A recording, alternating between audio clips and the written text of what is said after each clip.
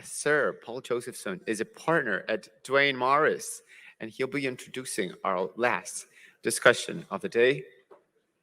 Absolutely. Take it away. Well, thank you very much, Javier.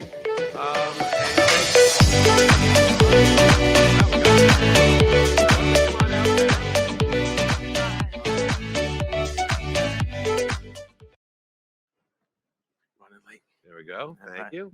You're welcome. We should have just done this in the bar. Jeez. So 4:30 or thereabouts on 4/20. Is this Tough programming, but we are really, really pleased that you are here and stuck it out for what I think is going to be a great panel with three folks who really understand policy and what's going on legislatively. I know at the end of the day today, you've heard a lot. You've heard from two Congress people already, Congressman Joyce, Congresswoman Mace, who both of them were outstanding, and they gave great perspectives from their seats in Congress. And somebody said to me, well, what are you guys going to talk about? So today, what we're going to do on this panel is this is kind of like the straight dope panel now, right? We heard the Congress people talk. We've heard plenty of folks in the industry with their views on kind of where things are going. But we're really fortunate today to have two of the leaders of the advocacy movement on behalf of this industry, Steve Hawkins from the United States Cannabis Council and Michael Bronstein from ATACH. And as well, we are really fortunate to also have with us from really the industry perspective side, Jamie Pearson, the president and CEO of Bhang. So before we kind of get into it, and we're going to kind of try to do a quick recap. We're not going to take you into the weeds of legislation here, but we do want to kind of have a little straight talk about what we think is going to happen in Congress, because we all hear, this, that, everyone's got a view, but this crew really has, some of the best perspective on it. Before we hop into what's going on, let me give each of them a chance to just introduce themselves and what their organizations do. So let me start with you, Michael, if I could. Yeah, absolutely. I'm Michael Bronstein, the president of the American Trade Association for Cannabis and Hemp, and we represent legal cannabis businesses as well as hemp businesses all across the chain. We also have over 20 memorandums of understanding at this point with other national, international advocacy organizations, as well as state-level organizations as well, where we've been developing policy on a number of hemp and cannabis issues. And I'm thrilled to be here with the rest of this distinguished panel. Great. Jamie? Hi, I'm Jamie Pearson. I'm the president and CEO of Bhang, Inc. We're a publicly traded brand. Our call letters are BHNG, and we are right now operating in 7 U.S. states. We're the number 1, 2, and 6 chocolate in Canada. Our CBD line is in 47 states with e-commerce, and then we're also in 9 European countries. Steve. Hi, I'm Steve Hawkins. I'm president and CEO of the U.S. Cannabis Council. U.S. Cannabis Council has brought together many of the leading brands in the country, as well as some of the leading advocacy organizations, all working together concertedly for reform efforts in Congress. And we've established ourselves as the leading trade association in Washington, pushing for federal reform. Great. Thank you, Steve.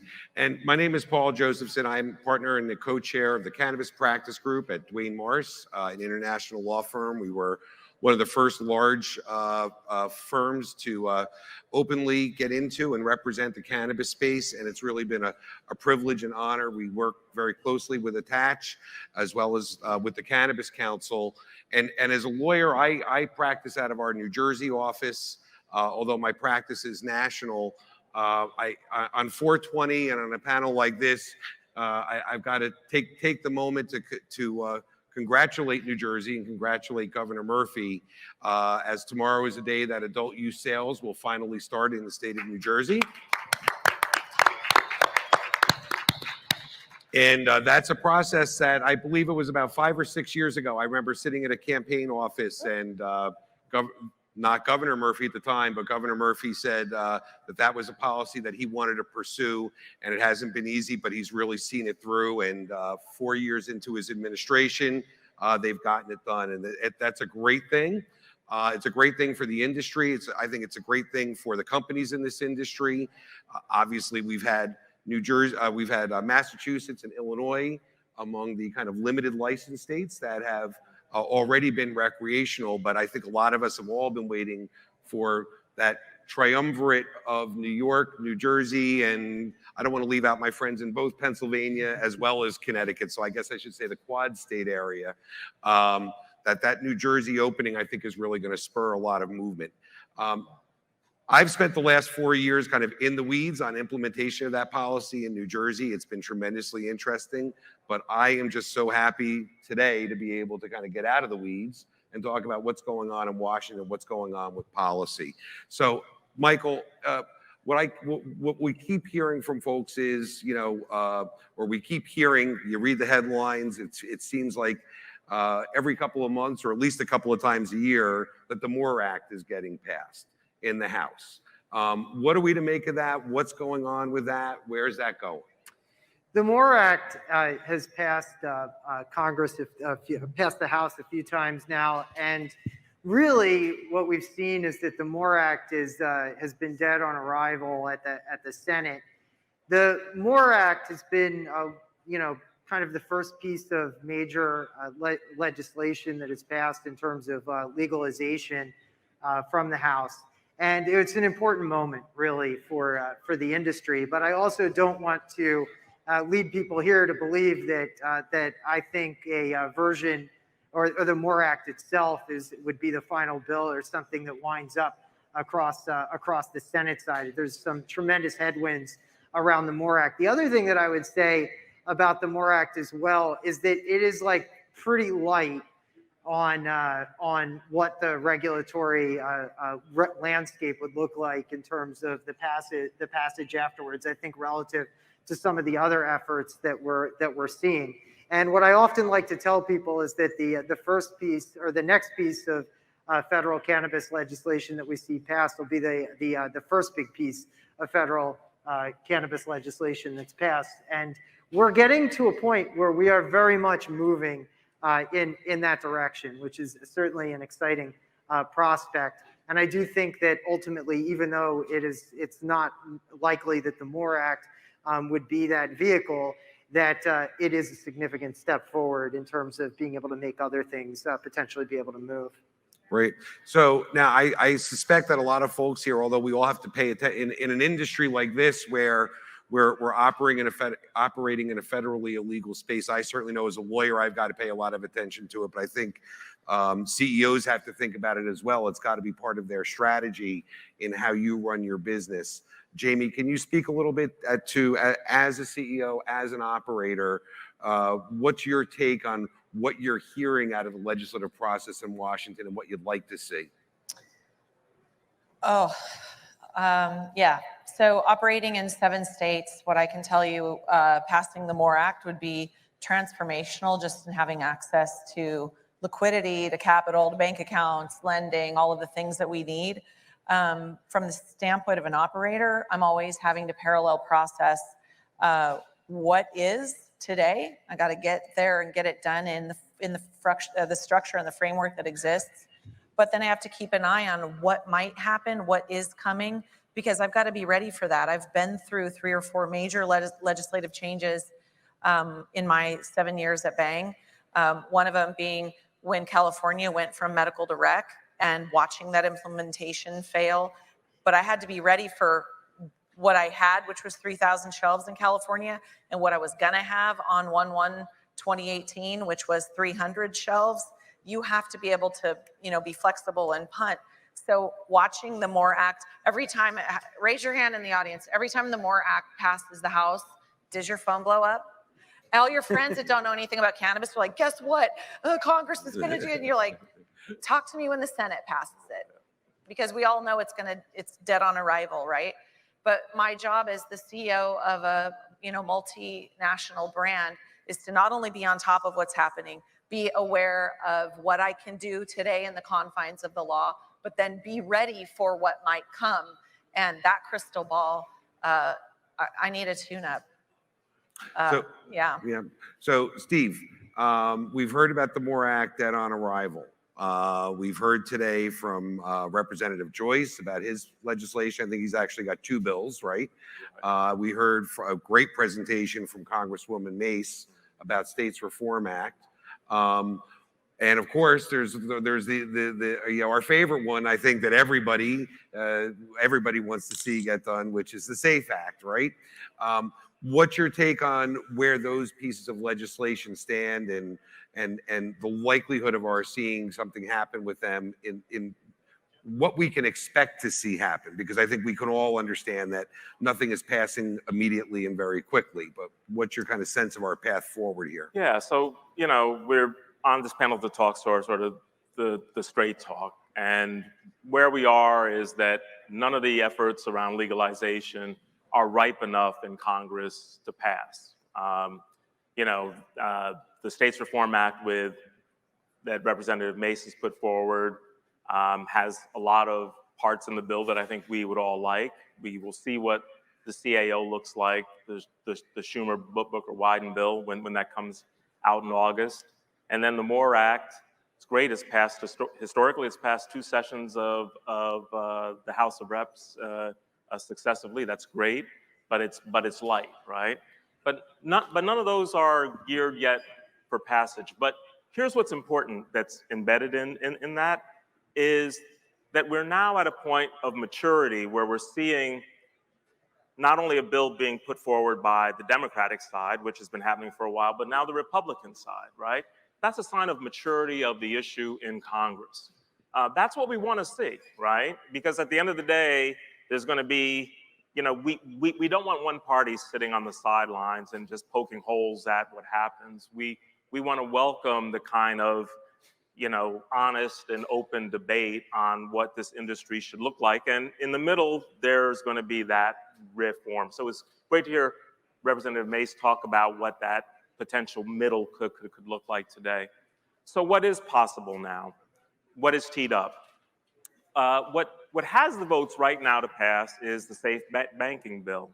And we know with all the robberies that are going on, with the fact that 3 people have been killed, the most recent, the young man working at a dispensary in Washington State, that there really is a moral imperative now to see safe banking pass. No one in this industry should have to fear for their lives going to work, and that's the reality now for many people. I think that will pierce what has been this, this wall in Congress. The fact that I think Schumer's kicked his bill to August actually is helpful because it now opens up the space for the discussion. So I know some of you may say, well, SAFE isn't going to solve all of my problems, and that's true, right? But what SAFE does is it becomes the first time this Congress has to recognize this industry in a real substantial way, right? And that makes it easier for everything else to come after, right? Because after SAFE, we start having the real serious discussions and the movement around taxation. And then there's other pieces that are moving in Congress too, like research and so forth. But where we are right now is to see safe banking passed, and I believe we can get that done in this Congress, this session of Congress. I just want to add on to that. I don't know if any of you watched or participated when Trulieve gave their earnings this year, and they actually reported on their line item what 280E cost them. Yeah. It was really smart. It was a really smart way for people to understand the impact of this poor legislation on our industry. Yeah, and I certainly know, sitting kind of on the front lines of trying to open up the market in New Jersey, we get lots of complaints from both the patients in the medical marketplace, but also now the prediction is how expensive the adult use cannabis will be as well. And there kind of seems to be no awareness, I think, at the consumer side of that tax overhang that is really one of the first and most important drivers of cost. It's a huge tax on top. And then we look at something like the CAO and I think what was it, a 20% equity tax? 25%. 25% on top of state taxes that are often 20%. So, I come out of, as a lawyer, I used to work in I kind of cut my teeth in the legal gaming business back in the days when only New Jersey and Nevada had casinos. And that was certainly one of the most important things that developed in watching the development of casinos over the last 20, 25 years was how the tax rates set in the different states influenced the kind of gaming and the kind of marketplace that those states created. And certainly we look at states where, taxation of gambling is 40, 50%, doesn't usually work out terribly well for the customers or for the businesses for that matter. So it's certainly great to see Representative Mace going in that direction. Jamie, speak a little bit to it as an operator. It's got to be frustrating from your end. I mean, you're a CEO. CEOs, every CEO that I know, every CEO that's a client that I work with, it's go, go, go, go, go. I want results. I need results. You all are driven, and then you come and you sit down and you get a briefing from us, and you hear from guys like Michael and Steve and me about the process. Kind of what's your take there? What's the reaction? How do you as an operator, kind of deal with that reality of you got to get stuff done and Congress is just taking forever? It is what it is. There's no point in me getting frustrated about it because I can't do anything about it other than what I would encourage everyone here to do, which is stay aware, make sure you're opening your businesses and speaking very, I would say, regularly with your representatives and your senators. They need to hear from us in the industry. Part of what we're going to be able to do, and this is how I address it, we have to fight the stigma by humanizing the industry, and you do that by, I think, checking people when they say things like cannabis is a gateway drug. No, it's not. Cannabis is a gateway to wellness. We all know this. Those of us in the industry understand we would be better off having cannabis out there than alcohol or opiates. But they don't belong in the same sentences because we also understand that people use cannabis for different reasons. What we need to do is make sure in a representative form of government that the people that represent us understand what we know. It's very difficult to do if you're just having associations represent you. They need to hear from us as an industry. So I thought when Representative Joyce was on the stage and said, go talk to your Chamber of Commerce and tell them how many jobs your business has created. Make sure that the impact on their community is that they're aware of it. You have to make them aware of it. That's one thing I encourage my the people that I work with and my staff to do, is to be politically active. But the other thing I think is, and I'm just going to, call a spade. I think there's a little bit of guilting that has to go on in these rooms where we're all sitting here. We've got billion-dollar companies up on the stage, and we got people sitting in prison. That until there is some reconciliation of that particular issue, where we all as an industry take responsibility for the fact that we're here as an industry on the backs of these people. And I'm not up here like trying to preach, but what I am saying is that's another human issue. And when we're talking at that level to our politicians about the fact that all of these people who are costing us money in prison that could be out producing taxes, working in these jobs and doing these things that help our communities, our families heal from this trauma, that's the way I feel like as a CEO. I'm not going to sit here and try to pressure politicians to get stuff done through just one format, which is taxation and the creation of jobs. But you also have to humanize the issue. Steve, what is the Cannabis Council doing on that front that Jamie's just speaking to here in terms of positions that you as the industry are taking with Congress on that front? Sure. So I had a conversation just a few weeks ago with Senator Booker, who, putting aside all the rhetoric and in what he has said publicly, what he wants is to see expungement tied with banking, right? Whether it's in the same bill or separately, he wants to make sure that communities that have been impacted by the war on cannabis have some restorative justice that comes out of this session of Congress. I share that view, right? Now, the trick is to get it done. And SAFE as a standalone bill is there now to be done. But look, Representative Joyce has teamed up with AOC, you know, probably the most liberal member of Congress, and on the HOPE Act, right? And can that move forward? I mean, there's only so many legislative days left in this calendar, and that is the challenge, right? This is where if the president was to at least do something, right, with his executive pen around expungement or early release, it would help. But that will probably take us into another part of this conversation. Is that something that is kind of on the table, or folks are talking to the White House about? Well, you know, so when we had our first CEO fly-in, we had all the CEOs who attended and those who didn't all signed on to a letter urging the president to use his clemency power. And we will continue to push that. Others have as well, but we have taken that statement. And when we, and as Jamie said, you know, it's so important for all of us to be active, right? Politics is a contact sport. And absolutely, the changes that we want to see in Washington are only going to happen through really collective energy. So when we're able to bring CEOs into Washington to talk with congressional leaders, that makes a difference, right? When people can sit down and say, to whoever the member of Congress is, you know, I've created, 2,000 head of household jobs in your district, right? That matters, and that's what they need to be able to hear.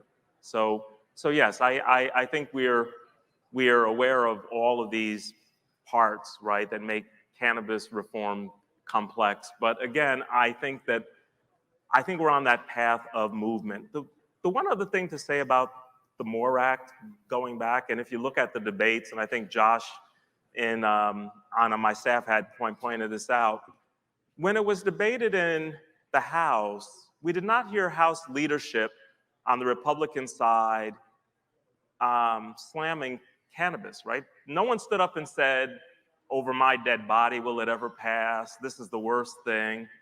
Maybe only one person in all of the debate said anything, but nothing from leadership, future leadership, if the House flips, mind you. But most of the debate was around, from the Republican side, was child protection, how to deal with impairment issues. And those are all things that we need to be able to address. And I want to say that that's something else that USCC is very actively looking at, how to be involved with, like, the National Alliance to Stop Impaired Driving. It's very important that we as an industry be aware that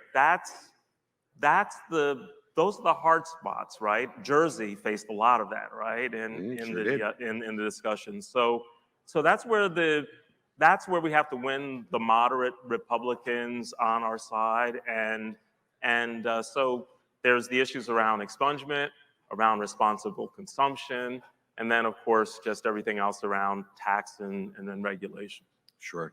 I know my personal experience in trying to cite cultivation, manufacturing, and dispensaries in New Jersey in the last 5 years.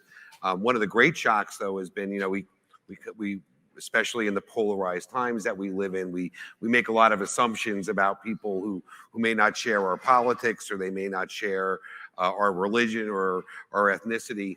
But what I observed and what we saw in New Jersey is of the most of the cultivation facilities that have been approved and actually stood up, the proposals that went into the state largely were to cite these facilities in generally Democratic towns, often urban areas, or on the New Jersey, we are a very fragmented state with over 500 municipalities in that tiny little state. So we are a state of, I think half of our towns have less than 10,000 people in it. So we're really, you think of us in New Jersey as a dense state, urban, suburban, but it's actually a very small town. And, you know, Michael, I think in Pennsylvania, your towns tend to be, you know, quite a bit bigger, right? But what we discovered was, and in actually getting these cultivation facilities up and running and through the permitting process, actually all of those jobs, which certainly, with the exception of, I believe, one operator who has a cultivation facility in Patterson, everybody else wound up in Republican towns out in fairly rural areas. And it was very interesting to see as we went around talking to all of the council members and the mayors, you know, that everybody came at this issue from a different perspective. And we certainly had a couple of 3 years ago, we heard a lot of the gateway drug stuff. I don't hear that anymore, and that certainly is progress. Right. You know, but, you know, Michael, you know, I don't think any of us expect that politics is a short-term game, right? And how do you kind of approach that, you know, the need to kind of just keep pounding and pounding on issues? And what's ATACH doing on that front? It's a very important point. I mean, one of the things is level setting, I think, expectations of what happens in Congress. And I don't mean just around the cannabis issue. You know, when you look at Congress and you look at other industries that have organized, the time that it takes to get significant and meaningful change done is long. And the vision that you have to have for that also has to match the congressional will and stasis to do very little on a number of issues. And so you have to keep going back, because that's the thing that you want to do. The most important thing that people can do here is to build the personal relationships with the members of Congress that can be leveraged, right? And the reality is people think that cannabis has this really big lobby and the voice. And I'll tell you something. I think that is a somewhat of a misconception that we're trying to change here, that all of us are trying to change here, because as an industry, we need to be better organized on that. But what we really need also is people to involve themselves and to know that they can actually make a personal difference, right? You have a business in one of these districts and you meet with a member of Congress, they care about it. They're going to want to meet more with you than they're going to want to meet with one of us on the stage. If you're providing jobs in that district, have the person tour your facility. Have them come out and you know, see your store. Because the thing is, the member of Congress, and I'll just give you this this is an example. I was leading a tour down in Washington, D.C., and we were talking about 280E earlier. And I wanted to prove a point to the group and to people that we were bringing from across the country to meet members of Congress. And I asked a member of Congress who was from like a northeastern state, but not really necessarily that much paying attention to the issue, about, well, do you know about 280E? And they said, no, what's that, right? And the reality is that we spend our lives every day thinking about the issue and living with these things, right? That are, you know, 280E is like one of the most misapplied, ridiculous policies that happens at the federal level.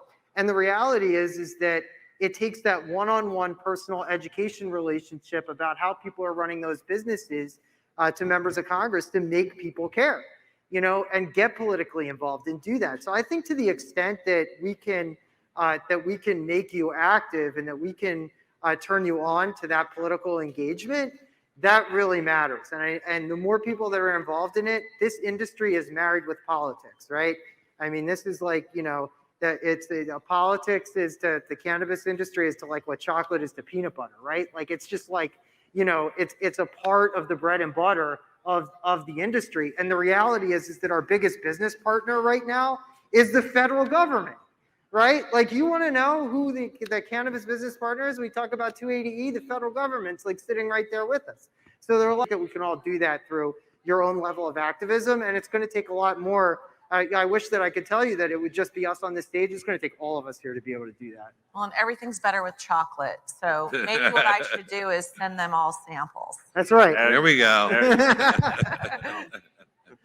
You know, I think that my experience as somebody, I think that, my experience as somebody who shepherds projects through difficult regulatory experiences. There we go.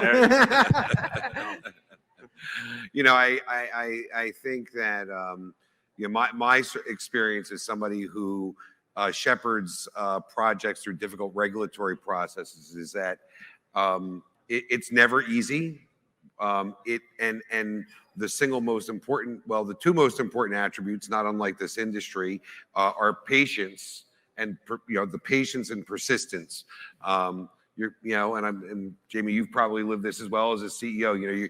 You're told no, but you've got that drive and you just got to keep pushing. No, and nobody tells me no. Nobody tells you no. No. Okay, I just not do for whatever I long. want. Okay, there you go. No. You're doing better than I am. No. But a lot of the success that I find in the regulatory game for our clients, whether it is in the getting a bill passed, getting a legislative change, getting a license, getting an interpretation, is the first time I'm always going to be told no by the bureaucrats. And you're right, it's persistence. And a lot of it is that being persistent and understanding and recognizing that. And I think, Jamie, you kind of captured it very well when you said, I can't change it. Yeah. But you've just kind of got to keep pushing forward. You can chip away at it. And I think that's, it's a multi-pronged effort. You guys are super important in that effort. The lawyers are super important in that effort. The operators are super important.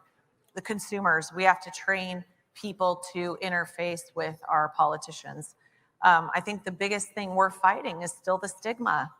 It's incredible, the stigma around cannabis use. I think it's one of our biggest areas where it makes people afraid. I imagine that when you're talking to, it blows my mind to think when you're talking to a representative that they don't know what 280E is. But then when you tell the story, I'm like, of course they don't. They don't live it like we do. Of course. And it's our job to get out there and help them understand what the challenges are and let them know that we're creating jobs and all of the things that we're doing in this industry. But I was talking earlier about, we always talk about cannabis as a job creation and a bucket of taxation, but it's also in a lot of communities where we're seeing recreational cannabis has passed and has been in existence for a long time, that all of this fear that everybody had didn't ever come to fruition. We didn't end up with a bunch of drug addicts. In fact, the opposite was true. We had, a decrease in drunk driving, and some of these statistics help with the battle. Decrease in domestic violence, an increase in the age of first cannabis use, which I don't think is hard to understand when you think middle schoolers aren't buying beer in the bathroom, right?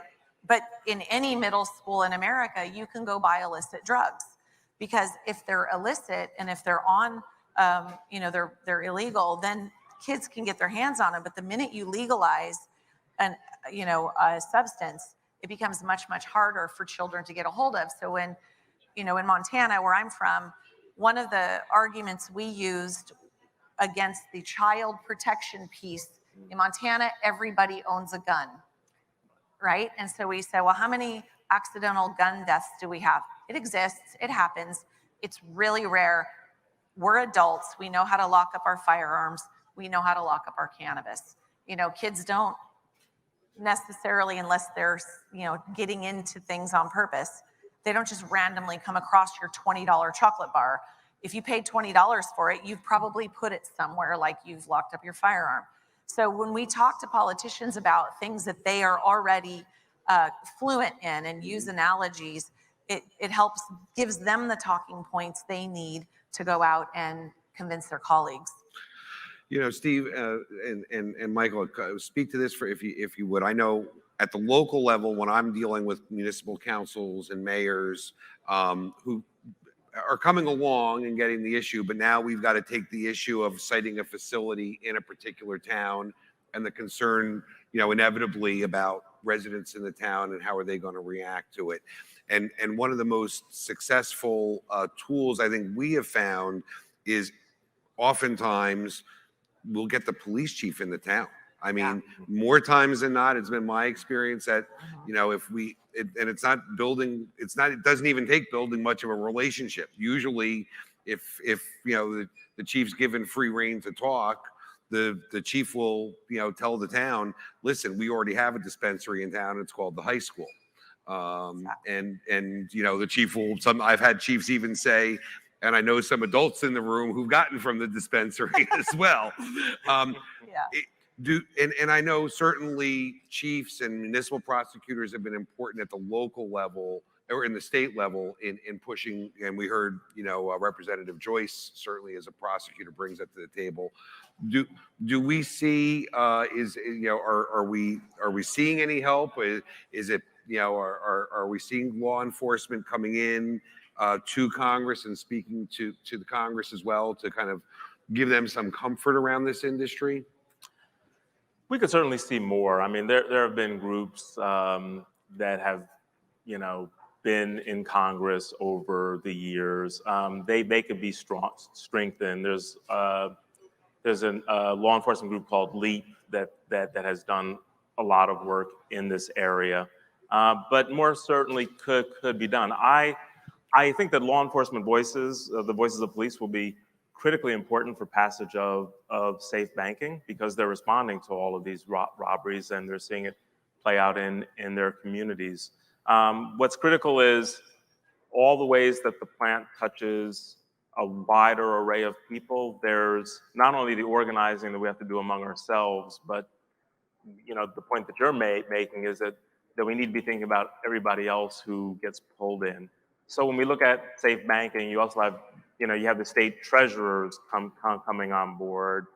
You have, of course, mom and pop shops, but how we involve local law enforcement is going to be so critical to that. Well, we just had Janet Yellen telling everybody she sees that we need to have this. So, we're getting support, but we could enlist more support for sure. And I think some of it too, one of the things I've noticed as a brand is when people are talking about taxation, they talk about sales, but think about all of the revenue generation that I just think about all the checks I write to lawyers, accountants, packaging companies, all of that other money and other taxes that are being paid. I don't think a lot of that is being counted in the job creation and in the tax conversation. So we could be talking about that Absolutely as well.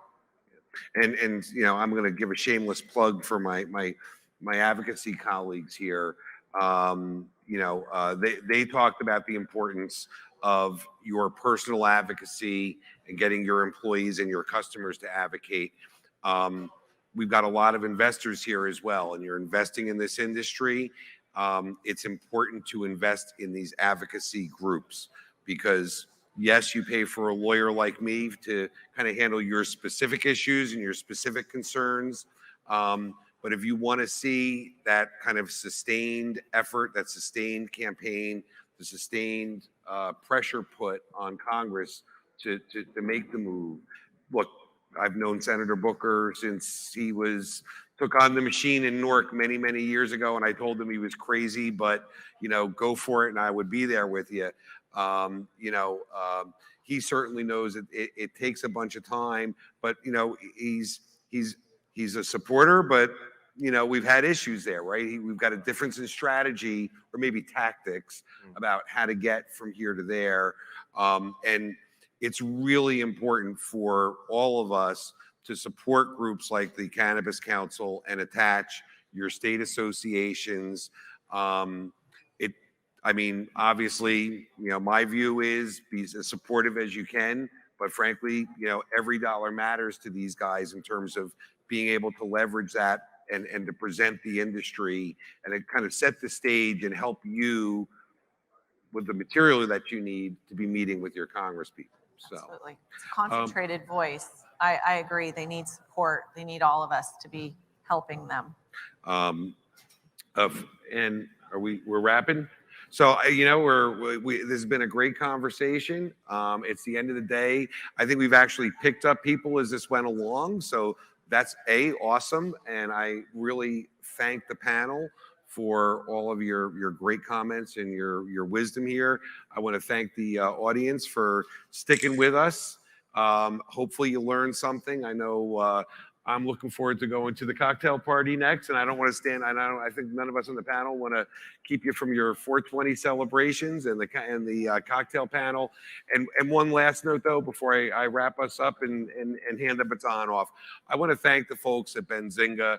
I know for those of you who've been here before, I think our last time together was about 2 years ago. It was right before the pandemic. I think this was like one of the last fun times I had before my wife and I got locked down. And I think we were off in a little corner of the hotel over there. And it's just awesome to see you all here and come out. And Benzinga, I want to thank you for giving us the forum. Thank you. Happy Wonderful. holidays. Thank you. Give him a round of applause. That was a wonderful, wonderful conversation. Thank you all so much for joining us. Really appreciate it.